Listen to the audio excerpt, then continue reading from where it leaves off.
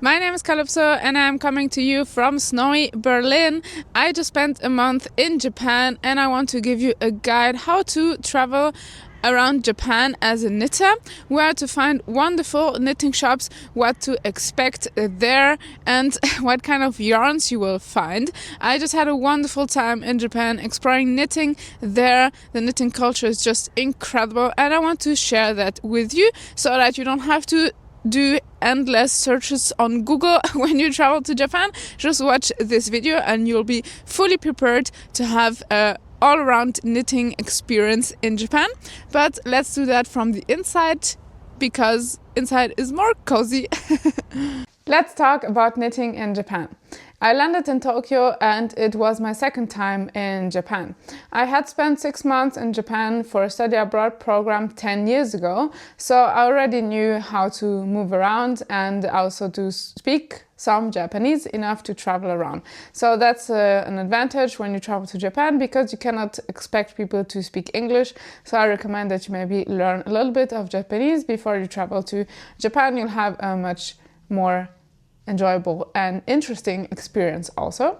In this video you'll get an insight into 10 knitting shops, I believe. I didn't count them, but I'll have to recount them. We went to many knitting shops and it was great fun, mainly in Tokyo and in Kyoto. There you'll find many knitting shops and everything to make your knitter's heart happy. So let's start in Tokyo. When you do a round trip across Japan, you'll probably travel to Tokyo and to Kyoto as well. So I recommend that you spend a couple of days in Tokyo. I mean, in Tokyo you could spend a whole life and never finish visiting and getting to know new places and new people and new things. I recommend you go first to Shinjuku. This is a really great and vibrant district, and you go first to the shop Okadaya. Okadaya is not a small knitting shop like you imagine it. Maybe it has also gained some notoriety thanks to the internet, and it's really worth going there. Also as a first stop. And if you don't have so much time, I recommend that you go to Okadaya, because you'll find a great variety of yarns there. But first of all, I recommend that you go there to get yourself this book. This is a guide to go across Japan for knitting shops and knitting. And I think this is a super practical book that every country should have. And it's also really cute, like really stylish Japanese kawaii design. And it has some basic instructions about knitting, like how to wind your yarn, how to block your knitting, stuff like that. So it's a really nice book also for beginners. Even though everything is in Japanese, the illustrations are so well done that I think you can gain knowledge even though you don't speak Japanese. So it's a really great book. But the main part of this book that I want to show you is this map here.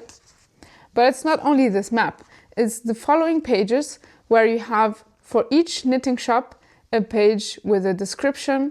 At the end of this book you even get some patterns and some basic instructions on how to knit.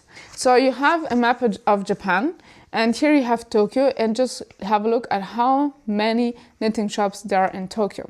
Of course, Tokyo is really huge. Depending on where you're staying, you will not be able to go to all the knitting shops. You'll also find the list of knitting shops in Kyoto and also Osaka. Osaka is just next to Kyoto, so I recommend that you also visit Osaka. Unfortunately, we didn't have time to visit knitting shops in Osaka, but we visited Osaka, and every shop has its presentation. This book is not super expensive and it's really helpful to go around Japan to find knitting shops, and it's also really cute. I think it's a pretty souvenir as well.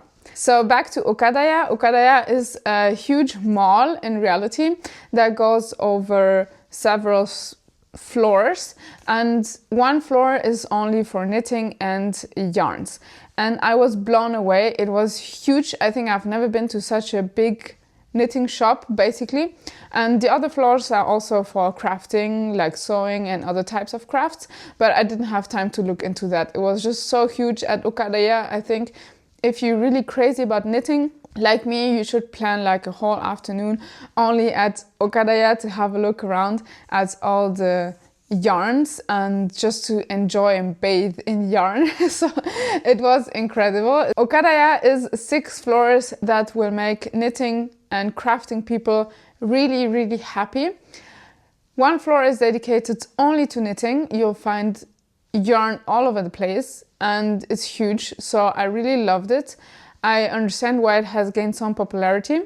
From the 6th floor, you will have a nice view on the Shinjuku crossing, and in this corner, you shouldn't miss the yarns on sale. In this corner, you'll find very exclusive and luxurious yarns, such as, for example, Mohair by Canard, which are on sale. So you should not miss this corner if you want to find a really nice yarn at a really good price. And Okadaya is so big. On this floor, you will also find a lot of material for embroidery and other types of crafts that you can make with yarn. And just look at this. It looks endless. This is an endless yarn paradise. You'll find yarns for all tastes. And here on the right side, you'll find also many books. Japanese books are really smart because you don't necessarily need to understand a lot of Japanese. Most books work with many charts, but sometimes some patterns are only for one size. So you might have to adapt the pattern to your size and to your body morphology. We found so many different yarns, so many very special yarns, extravagant yarns that you can use either for a really crazy project that will be a total eye-catcher, or you can choose some more neutral yarns that will match a classic design and timeless design. Look at these crazy colors and at these beautiful mohair. Most of the brands, most of the yarn in Okadaya is actually made in Japan, and I found that really amazing to have in one spot so many different Japanese yarn brands. That really spiked my imagination, and I would have liked to buy the whole store, but I'm not really a stash person. I prefer to select really carefully which yarns I'm going to buy and to have already a project or something in mind before I buy yarn. And look at this, they have, for example, Shetland yarn and a full wall of all woven yarns. So in case you're having difficulties to put your hands on woven yarns because of the Brexit, then this is maybe the place to go to get your woven yarns. And just next to woven, you'll find a big wall of German sock yarn from the brand Opal.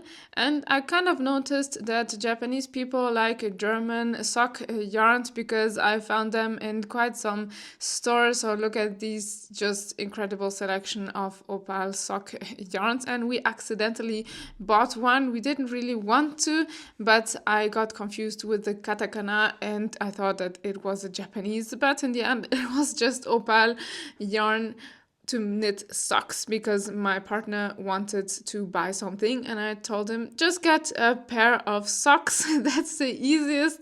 And mistakenly I bought some German yarn in Japan.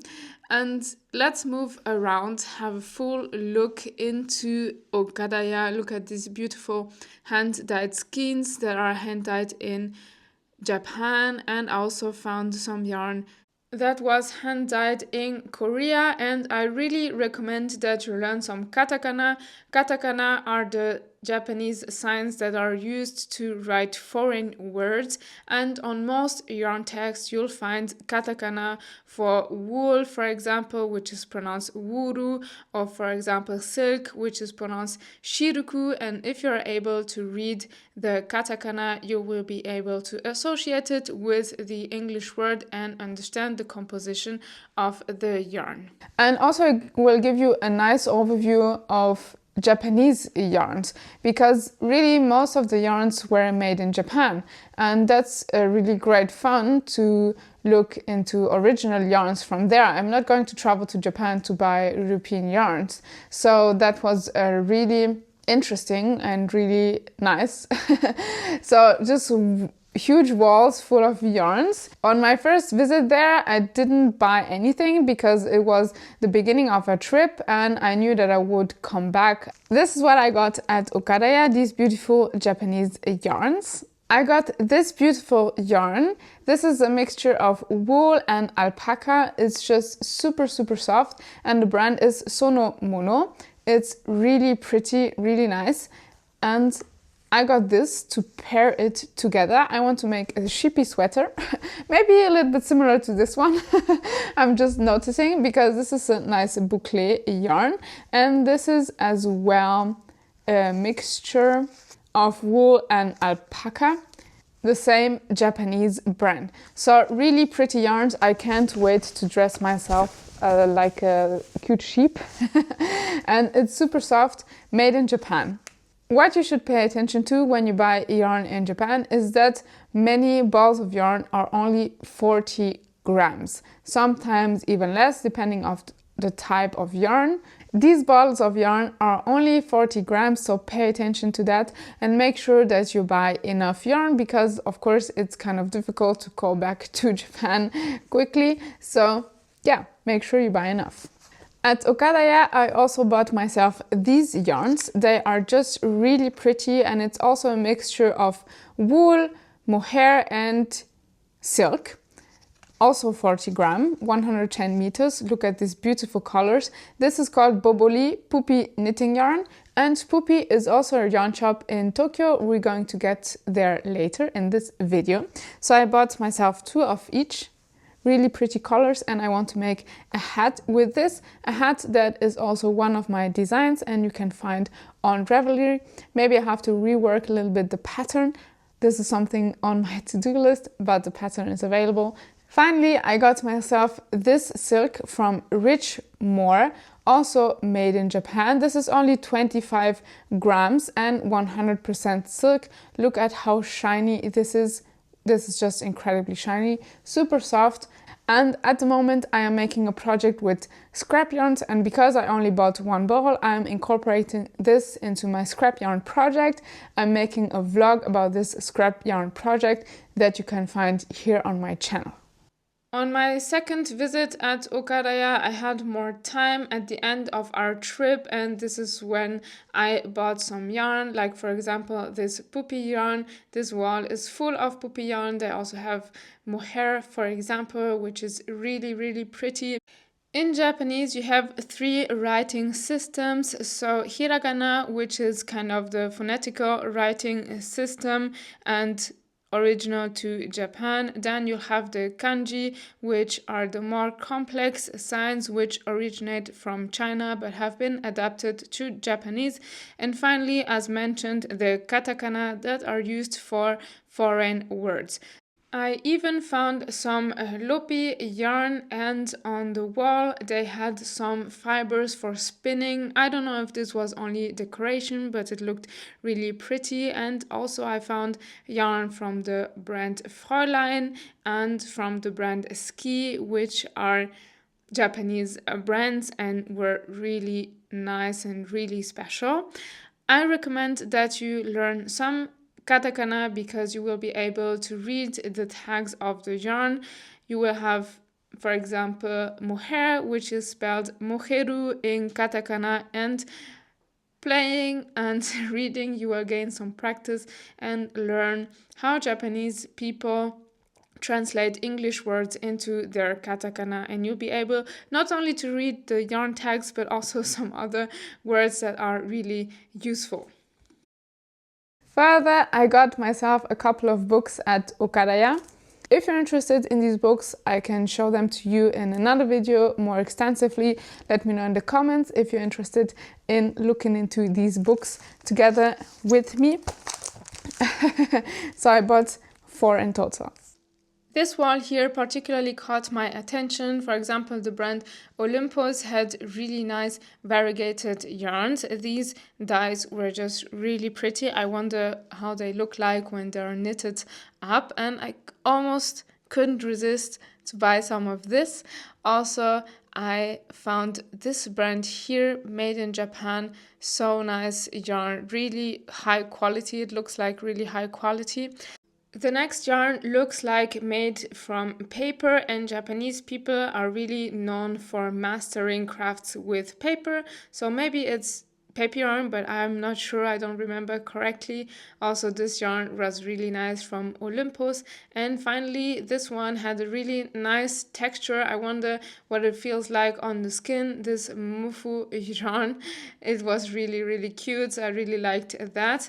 And this yarn on the bottom, I really wanted to buy that, but I didn't want to overload my luggage. Although I really liked this heathered yarn, particularly the red color, I really liked that one. And this is also a mixture of wool and cotton, so also the best of both worlds, veggie with some animal fiber. But I resisted, I didn't buy anything because I'm really not a stash person. And then I looked into these yarns that are thick and thin at the same time. These ones are really cool. I would like to someday make a project with that. This one is more regular in comparison to the green one, which is a really thick and thin. The other one is rather thick but has a nice texture. And then I went over to Daruma yarns, and I really liked the Rambouillet yarn. Look at this red color, it really pops into your eyes, and I really liked this mixture of cotton with Rambouillet. I'm a fan of these combinations of plant fiber with animal fiber, and I had to go back and have a last look at this beautiful color, but I just didn't buy it. I wasn't sure what to make with it, and in that case I prefer not to buy it and come back later, because I know that there's so much yarn and I don't want to be a mindless consumer. In Japan, I met my friend Ocean, who has been living there for 2 years now, and we met in Japan 10 years ago at the student dormitory. I taught her to knit, and we did a funny video where we walked in Shimokitazawa. Shimokitazawa is the district where she's living, and we were just knitting and walking because we went to the shop Pupi Knitting. Pupi Yarns met all my expectations of a classic knitting shop. It was a really cute shop, not very big, but with a nice table in the middle where some ladies were knitting and making also beautiful garments. I insert a picture here. Before I record in a shop, I always ask for permission and I try to avoid filming the faces of the people. I was particularly caught in one certain corner where they had their own brand, Pupi yarns, some Japanese yarns as well as Shetland yarns, really beautiful yarns in many different colors. They also had interesting yarns with different thicknesses, or also really nice mohair yarns. So overall, a really nice selection of yarns, and I'm sure that you will find something there that you like. Mainly Japanese yarns, so that's really the nice part, that Japan has such a great variety of yarn that they produce themselves, and this is what I was looking for and what I enjoyed a lot in this trip. So I recommend Pupi shop. I didn't buy anything at Pupi Yarns. I thought I'll wait, visit more shops and see what's coming next. I taught my friend Ocean how to knit 10 years ago at the student dorm in Tokyo where we met, and she has almost finished her scarf that she started at that time. So knitting is really like riding your bike. You never forget it. Once you've learned it properly, you can always do it. And I'm sure that visiting a yarn shop together will motivate her to knit on a more regular basis and not only when we meet. The next shop was Ito Tricot. Ito Tricot is also quite well known, I believe. We used to have a shop, Ito Tricot, in Berlin, but it doesn't exist anymore. Ito Tricot is also on the 3rd floor of a building. It is not very easy to find from the outside. You have to check outside the description of the floors to find Ito Tricot, and you can take the elevator and go up. The shop is rather small, but it has a great variety of yarns. Ito Tricot, I believe they get industrial yarns and they rewind them. They do the rewinding inside the shop, so you will find a rewinding machine, which is kind of funny, and you can see how they combine the different yarns in colors. They are mostly thin yarns, and also most of the yarns are on cones. And you'll find really interesting yarn combinations and color combinations because they do it's there on the spot. So I think that adds a really interesting touch to the yarns, because you know that some yarn expert from Japan in the Ito Tricot shop will have matched the colors together to create this interesting yarn on the cone. So that's kind of fun. You'll find really unique yarns at Ito Tricot. And also what caught my attention was a banana yarn. It was a yarn made with banana fiber that I might try later on, but this time I didn't buy it. I recommend also that you buy good quantities of yarn, because the yarns that you buy at Ito Tricot are one of a kind, and you can get really good quantities of yarn on big cones. You can get 500 grams, and I think it's really practical also to knit from the cone.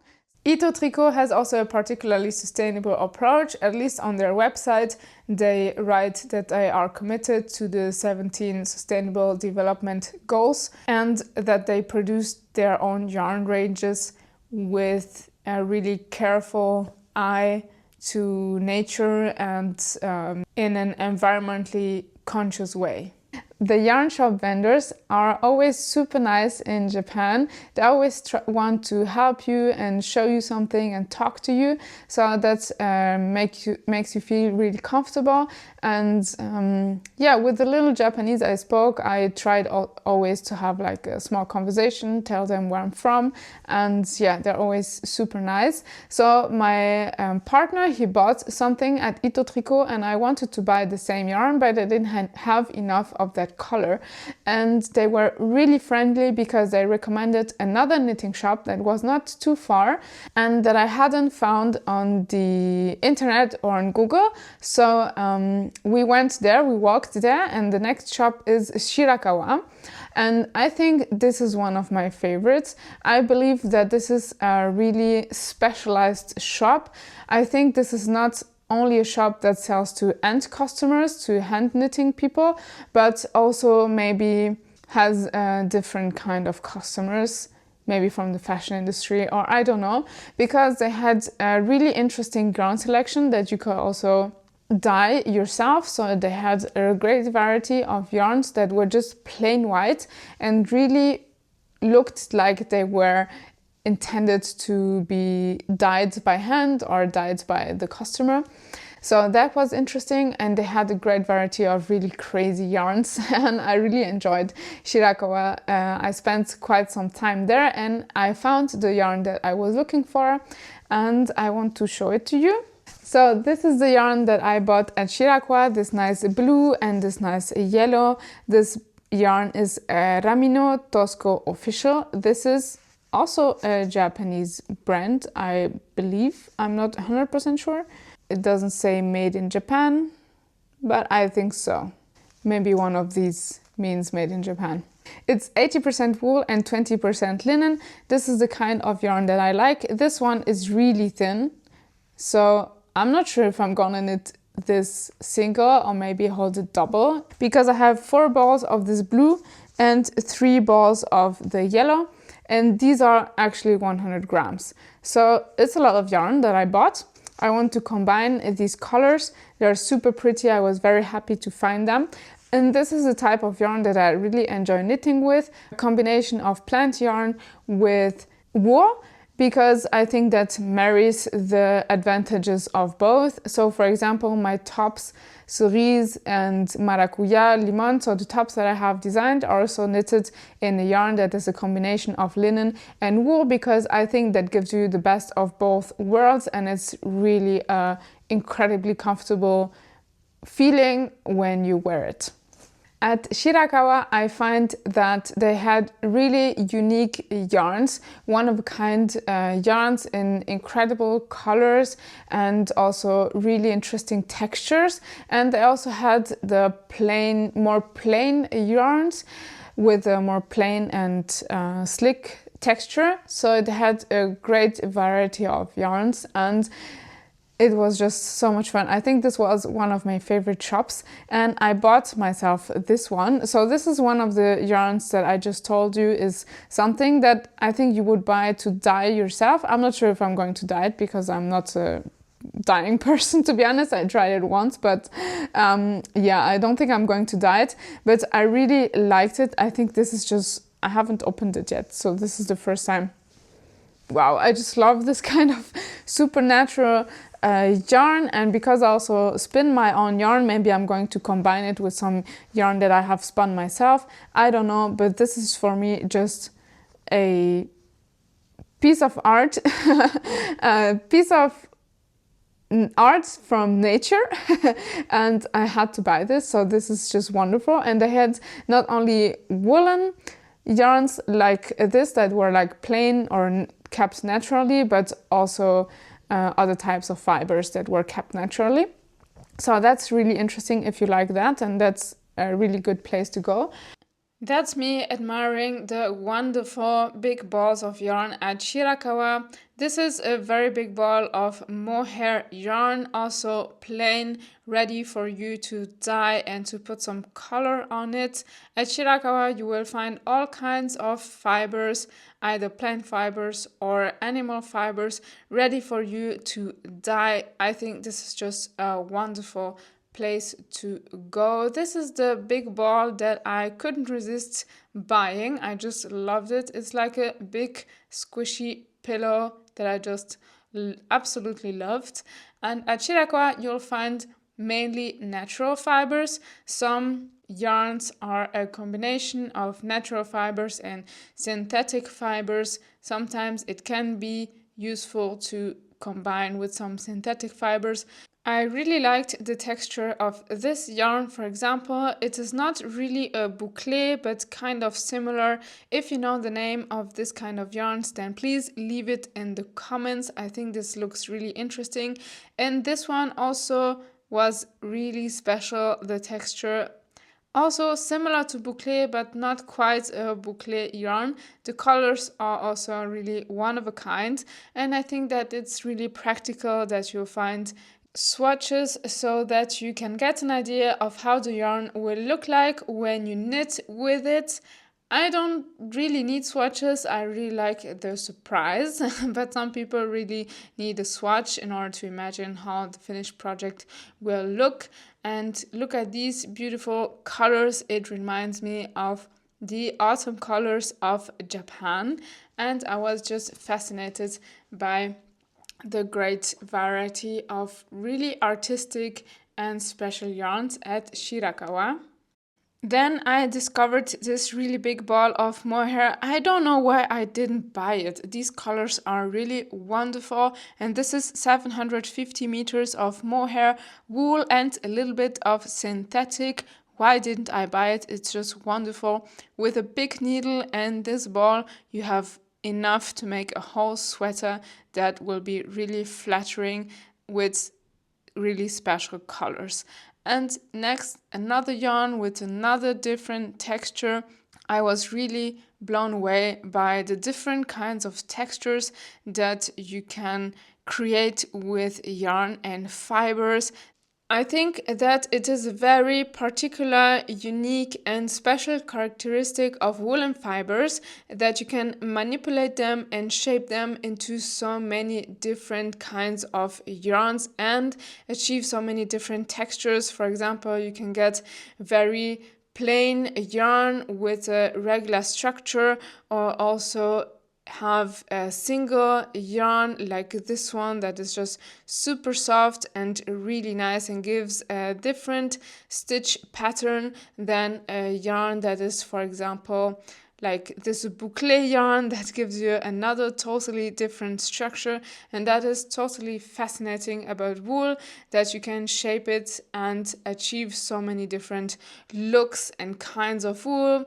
Like, for example, this single but with tweed, and tweed gives it another special touch. So I think the possibilities with wool are just endless, and this is what makes it so much fun. On top of that, there are so many different sheep breeds that result in different types of yarns with different characteristics. So this is just an endless game with so many different possibilities that it is just incredibly fun. And you can also combine woolen fibers with other different types of fibers, such as cotton. Now I moved to the other side of the Shirakawa shop, where they have so many different cotton types of fibers in different textures, and also kept totally plain so that you can dye it and you'll find different thicknesses, different textures. This was just really interesting. And I think that this can also be a learning experience for someone who hasn't been knitting for so many years. I have been knitting for more than 20 years, but still, I discovered new textures at Shirakawa, and finally, this is the yarn that I couldn't resist buying. And in the back, also many skeins of cotton in different thicknesses and in so many different vibrant colors, and I'm sure you'll find something for your taste and next project. At Shirakawa, I also bought myself this one. This I already wound it up, and the colors are just incredible. I think this is mainly cotton and maybe some linen. It is soft, but not as soft, so it doesn't have any silk, but I think that the dye is just incredibly pretty, and the yarn is also not totally regular, but has some thicker bits and some thinner bits. So this is a super interesting yarn, and I'm also using this in my scrap project, although it's not technically a scrap, but yeah, it's just beautiful, and I love it. So I bought this as well. Let's move on to the next shop. The next shop is Daruma. Daruma is not so far from Shibuya. You can walk there. Shibuya is where you find a big, incredible crossing, and you can walk basically from Shibuya station. You can walk to the Daruma store. Daruma is a Japanese brand, so they had only their own yarns, and the shop is really elegant. It's rather small. They also have some fabrics, but mainly yarns, and they make their own designs. So they have a really nice overall concept, and they also produce Japanese yarns from Japanese wool. I find that their Japan wool that they produce in Japan from their Japanese sheep is really strongly inspired from English style wool, such as Jamieson and Smith, or these kind of wool to make stranded colorwork or fair isle knitting. They had a great variety of colors, and they also showed the production process. They had the presentation where they showed how they produce their Japan wool, and they had other beautiful kind of yarns, such as, for example, dot yarn that creates a nice effect in your knitting when you have this small when you have these small bubbles. They also had some actual Shetland yarns, and I find that overall it was very inspired from the British style of knitting. So that's matter of tastes, depends if you like it or not.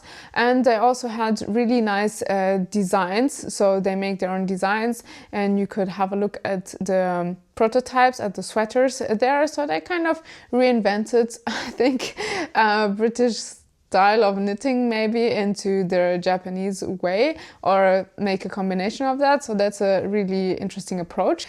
I bought a yarn that I had seen before at Okadaya, but I wasn't sure if I wanted to buy it, but in the end I bought this, and this is Rambouillet wool cotton. This is also a blend of cotton and wool. These balls are 50 grams, and this is so soft. This is just incredible, and I want to knit a summer top with this because I only bought 3 balls of yarn, and I just loved it. It's just super elegant, super nice.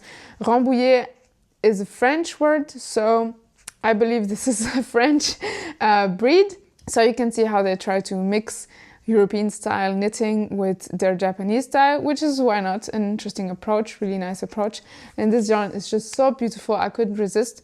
At Okadaya, I resisted, I didn't buy it, but then when I saw it at the original Daruma store, I just treated myself. So this is what I got there at Daruma. Daruma is a Japanese brand that is also, I believe, that is, I believe, more or less famous now, and I've also saw quite some tourists at Daruma store as well as at Okadaya, whereas Ito Tricot, for example, maybe there were some tourists, but I'm not sure. And at Shirakawa, we were by ourselves. I think Shirakawa is less known to tourists, but that's only like a personal impression.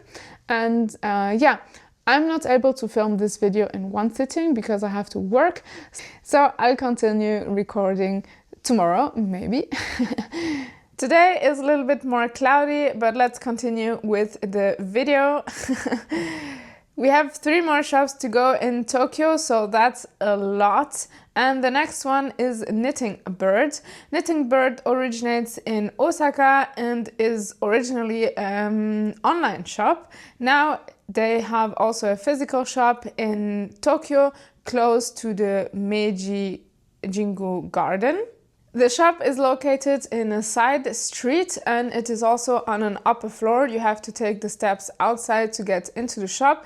It's a little bit easy to miss, so be careful that you watch out for the sign and that you watch out that it's upstairs, because otherwise you'll walk past. Their concept is a little bit similar to Ito Tricot. They also make their own yarns with industrial yarns, which they rewind. Because industrial yarns usually are very thin, in order to make them more practical for hand knitting, and so a little bit thicker in most cases, at least fingering weight or lace weight, you have to wind them together with some more strands of yarn, and that's what they do at Knitting Bird. So you'll find there a whole huge variety of yarns that are one of a kind. Many of them are also on cones, and most of the yarns are natural fibers. You'll find so many different colors. I mean, it's really fun to just look at all the colors and different types of yarns in the shop Knitting Bird. At Knitting Bird, they have their own collection of hand-dyed yarns, which were really amazing. And they offered kind of kits where you could pair one hand-dyed yarn with one of their mohair yarns. They have many different colors of mohair yarns, really bold colors, but also more pale and neutral colors. And they pair this with one more yarn of their own creations that they rewind with the industrial yarns. So I had a chat with one of the vendors. She was really nice and she did also speak a little bit English. And I bought myself some silk yarn, Bourrette silk. This one. They have this also in many different colors and I think it's really pretty. I really like it. I like Bourrette silk. Bourrette silk is a little bit different to normal silk. This would be the silk that you get directly from the cocoon, and this has to be spun because this is made with leftovers of the silk. That's why it's kind of irregular yarn. And this one is directly from the cocoon, so this is kind of the endless silk yarn, and this one has to be spun. So they have really nice colors, silk colors, and also mohair colors, and also some patterns and some inspiration. So the shop is really nice, really interesting, and totally Japanese. Finally, at Knitting Bird, what you'll find is also yarns or more thread that is more similar to wire, which is interesting and I hadn't seen in another shop, but I'm sure at Okadaya they have that as well because they have a lot of everything you need to do crafts. But at Knitting Bird, at the smaller yarn shop, is rather rare to find this kind of wire yarn that you can use, for example, to make jewelry. That's a really difficult word to pronounce. Like jewelry, like bracelets or something for your neck, a necklace, something like that. Next, we went to Walnut, and Walnut is located in Omotesandou, and Omotesandou is basically the district where you're going to do all your shopping. This district is also quite touristy. That's why Walnut, the shop, I think it might be one of the most known because it's in this location. Yeah, it's super international. So at the shop, we saw other international customers. We were not the only ones. Yes, they have a really nice variety of yarns. For example, what stood out especially was Amirisu yarns. That's a Japanese brand, and it is hand-dyed. So they had, I think, 2 walls full of Amirisu hand-dyed yarns. So if you enjoy hand-dyed yarns, that's the place to go. They had a million different color combinations and a million different dyeing combinations. So that was really pretty and nice to have a look at. I'm not the biggest fan of hand-dyed colors, but I'm saying that wearing something that is hand-dyed. I mean, I don't like when there are too many color changes. This one is a little bit more uniform. Yes, it depends on the project. I find hand-dyed yarns are more or less suitable depending on the project you want to knit. And also hand-dyed yarns such as Amirisu is mostly merino superwash, and I'm trying to avoid a little bit superwash yarn. This one is also superwash. This one is Manos del Uruguay Alegría. I had a collaboration with them, and this is a design that I made, the flowering cardigan and the flowering top that I'm wearing underneath. But yeah, so if you like hand-dyed yarns and these beautiful skeins, and also if you want to buy a souvenir, Walnut is the place to go. I found the brand Eco Illimani that I have already tried when I flew to Sweden. I bought some Eco Illimani, which are fibers from South America, and I knitted myself this twin set of skirt with the shirt. Then I also found the Italian brand Mayak that sources their fibers, I think, in Tibet. So yak fibers from Tibet, but it's an Italian brand.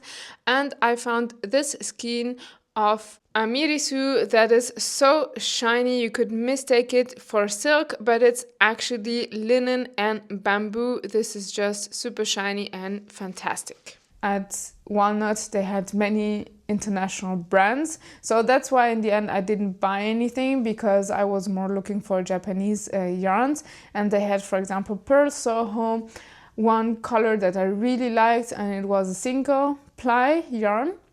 It was amazing, it was really nice, but I didn't buy it. In the end, it was a little bit expensive, but I thought, I will not fly to the US anytime soon, so I thought I could buy it maybe later, but in the end I didn't. But other yarns, like for example, they had the Rerum Natura, or they had La Bien-Aimée, or also Portuguese yarns, and Isaga yarns, and these are all yarns that I can easily buy here in Europe, so it wasn't really that interesting for me. But the shop is really pretty, and in the back they have a huge table for workshops, and I believe that they have classes and get-togethers. So I think that Walnut is a really lively place to go, and also oriented towards international people. Yes, so that's worth going to Walnut. And they have another shop in Kyoto, but we didn't go to the shop in Kyoto because we had already seen the shop in Tokyo. But in case you're only traveling to Kyoto, you'll also find a Walnut shop in Kyoto. At Walnut, you'll also find mini skeins that are paired together. So for example, you can knit socks or hats with different colors, so that's kind of cool. And you'll also find many accessories such as stitch markers and cute things like that, and also some more brands from the USA that mostly source their fibers in South America, I believe, but the brand is from the USA. So they have a really interesting and international selection. Finally, if you're a fan of hygge style, I mean the Danish style of knitting, you'll find also Isaga yarn here in this shop. I have interviewed many knitting shop owners in Copenhagen. You'll find the interviews here on my channel, and we also dive a little bit into the story of Isaga yarns, especially when I talked to Susanne, the owner of the shop Tante Grön in Copenhagen. She had a lot of knowledge about Isaga yarns, and I really recommend the interviews that I did in Copenhagen. The last shop in Tokyo I want to look at is Amimono Spin. Amimono Spin is located close to Shibuya. You can walk there. The shop is really cozy. Their selection of yarns is a little bit smaller and the shop is really Japanese style.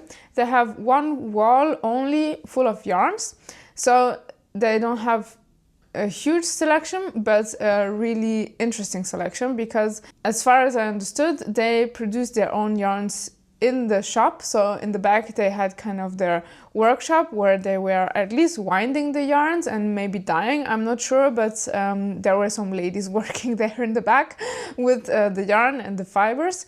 And they have a lot of mohair, for example, and really colorful yarns, so variegated yarns, for example.